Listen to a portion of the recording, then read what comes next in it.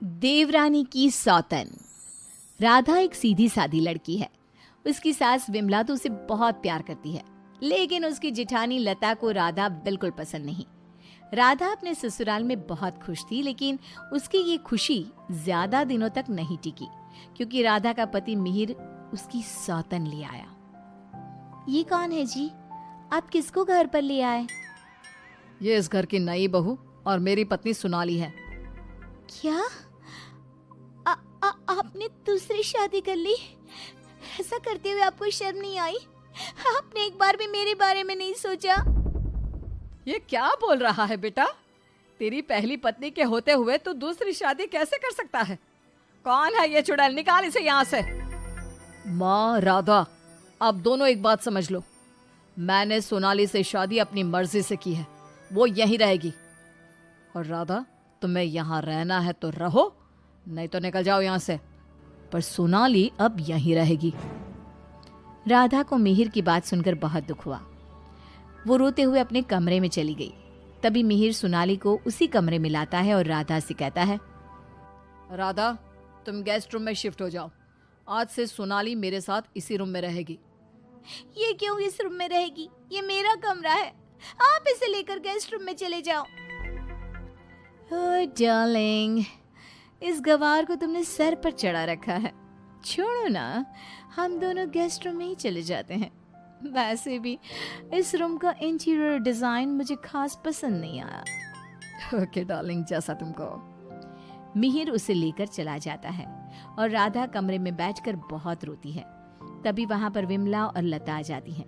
विमला राधा को समझाती है, लेकिन लता अपनी देवरानी के जख्मों पर नमक छिड़कते हुए कहती है, राधा, जरूर तुम में ही कोई कमी होगी जो तुम्हारा पति तुम्हारे हाथ से निकल गया और तुम्हारी सौतन ले आया।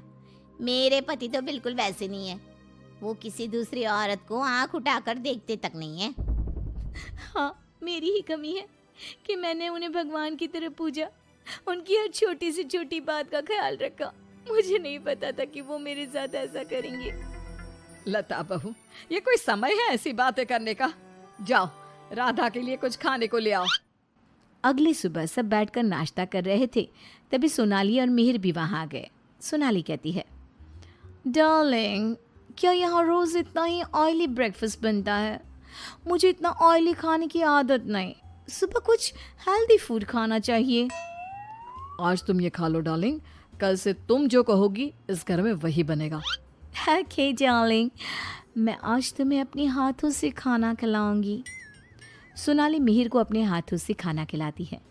ये देखकर राधा को बहुत दुख होता है।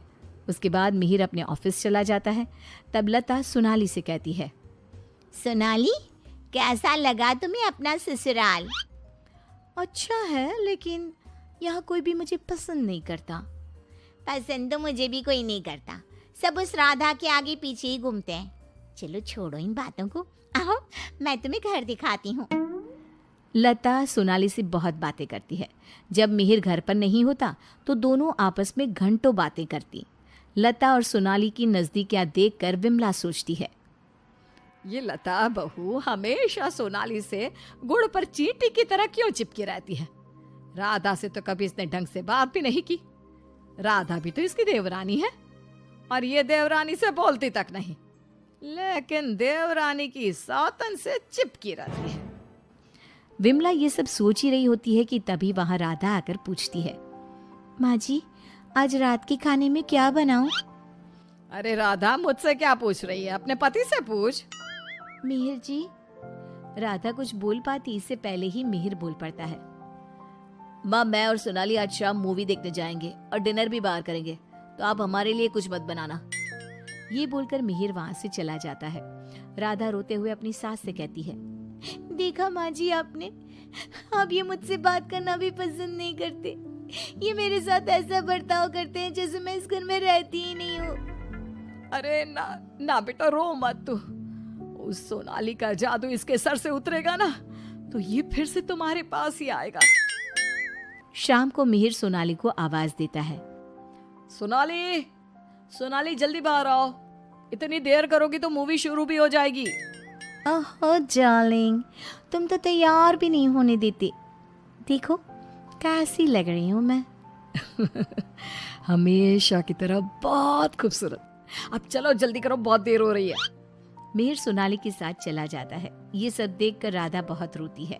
इसी तरह एक दिन सभी बैठकर खाना खा रहे होते हैं कि तभी मिहिर सोनाली से कहता है, सोनाली, कल मैं ऑफिस नहीं जाऊंगा, कल हम शॉपिंग पर जाएंगे।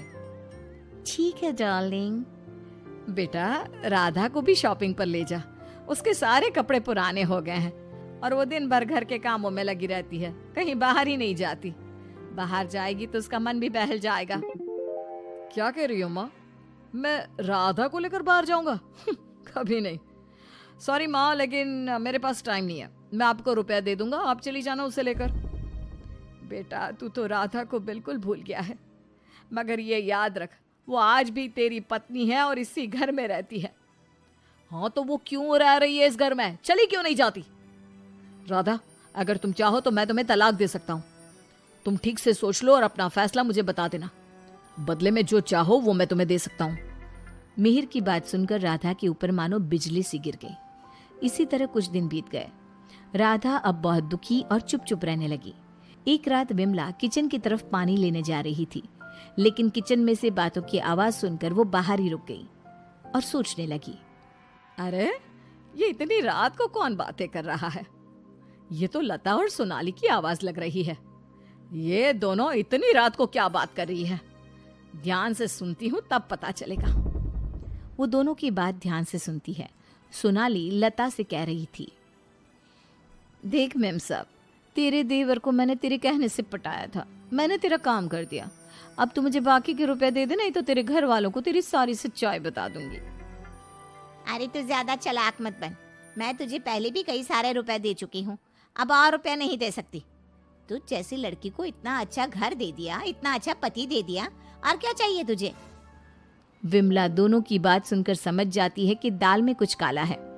वो सोनाली की जन्म कुंडली निकालने में लग जाती है। तब उसे सोनाली की सच्चाई पता चलती है। एक दिन विमला सारे घर वालों को बुलाती है और कहती है, मिहिर, तुमने सोनाली से शादी कर ली है, ये बात हमारे रिश्तेदारों को भी तो पता चलनी चाहिए ना। मैं तुम दोनों की शादी की खुशी में एक छोटा सा प्रोग्राम करना चाहती हूँ, जिसमें मैं सारे रिश्तेदारों को बुलाऊंगी। सोनाली, तुम भी अपने रिश्तेदारों का नाम और पता बता दो, मैं खुद उन्हें निमंत्रण भेजूंगी। ये सुनकर सोनाली घबरा जाती है। तभी मिहिर कहता है, माँ, सोनाली का कोई रिश्तेदार यहाँ नहीं रहता, वो सब अमेरिका में रहता है। सोनाली खुद अमेरिका से आई है, इसलिए आप बस हमारे रिश्तेदारों को ही इनवाइट कर दीजिए। मिहिर, तुम बहुत भोले हो, तभी तो इस 420 सोनाली ने तुम्हें आसानी से बेवकूफ बना दिया। यह कोई अमेरिका से नहीं आई, ये जेल से आई है, और इसके घर वाले भी एक नंबर के चोर हैं। ये और इसके घर वाले लोगों को बेवकूफ बनाकर घर लूट कर ले जाते हैं, और इसको तुम्हारी जिंदगी में लाने वाली है लता। लता, अब तुम बताओ, क्यों किया तुमने ऐसा? हाँ, मैंने ही सोनाली को रुपए दिए थे कि वो मिहिर को अपने प्यार के जाल में फंसा ले और मेरी देवरानी की सौतन बनकर इस घर में आ जाए। लेकिन भाभी, आपने ऐसा क्यों किया? क्योंकि मैं जलती थी तुमसे। घर के सभी लोग और माँ तुमसे प्यार करते थे, मैं तुमसे बदला लेना चाहती थी, इसलिए मैंने ऐसा किया। भाभी, आपको शर्म आनी चाहिए। आपने मेरा घर बर्बाद किया, मैं आपको कभी माफ नहीं करूंगी। सारी सच्चाई जानने के बाद मिहिर सोनाली को घर से निकाल देता है और राधा से माफी मांगता है। राधा, मुझे माफ कर दो, मैंने तुम्हारे साथ ठीक नहीं किया। मिहिर, मैं तुम्हें माफ नहीं कर सकती और ना ही तुम्हारे साथ रह सकती हूँ। मैं जा रही हूँ ये घर छोड़कर। लेकिन राधा, इसमें मेरी क्या गलती? ये सब तो भाभी ने किया है ना, मैं तो बेकसूर हूँ। अगर सोनाली सच में अच्छी लड़की होती तो क्या तुम उसे छोड़ते? कभी नहीं। और इस बात की क्या गारंटी है कि कल तुम्हें सोनाली से अच्छी लड़की मिलेगी तो तुम दोबारा ऐसी गलती नहीं करोगे? राधा अपना सामान लेकर घर से जाने लगती है। विमला और मिहिर उसे बहुत रोकते हैं, लेकिन वो नहीं रुकती। राधा जाते जाते अपनी जिठानी से कहती है, भाभी, आप क्यों उदास खड़ी हो? आपने जो चाहा था वो तो पूरा हो गया ना। मैं जा रही हूँ हमेशा के लिए। अब आप ही इस घर की बहू हैं। अब सब आपको ही प्यार करेंगे, बस। तभी लता का पति विकास आ जाता है और कहता है, नहीं राधा, ये इस लायक नहीं कि इसे कोई प्यार करे। लता, तुम अभी इसी वक्त इस घर से निकल जाओ। मैं तुम्हें एक सेकंड भी यहाँ बर्दाश्त नहीं कर सकता। अगर मैंने तुम्हें इस घर में जगह दी तो न जाने कल तुम हमारे ऊपर कौन से दुखों का पहाड़ तोड़ दोगी। लता विकास से बहुत माफी मांगती है, लेकिन वो उसे घर से निकाल देता है। लता को इस बात का पछतावा था कि उसने अपना हंसता खेलता घर बर्बाद कर दिया। ना तो विकास अपनी पत्नी लता को माफ करता है और ना ही राधा अपने पति मिहिर को माफ करती है।